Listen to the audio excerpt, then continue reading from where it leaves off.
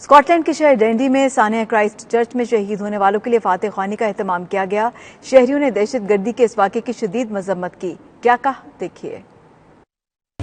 Minhaj women league की तरफ से एक दुआया तकरीब का एहतमाम किया गया, जिसमें बच्चियों और बच्चों ने खसूसी तौर पर शिरकत की। उनको अपने जाने वाले बहन भाइयों की दुआ के लिए तरबियत दी गई और इसके अलावा उनको इंतहा पसंदी और दहशतगर्दी के हवाले से भी तालीम दी गई।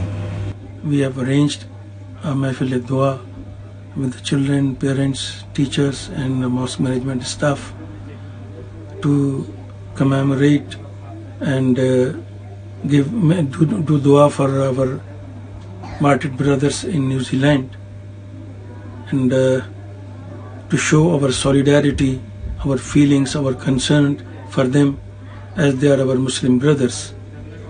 Being Muslim brothers, we really feel very grieved and very sorry about this sad and terroristic activity going on.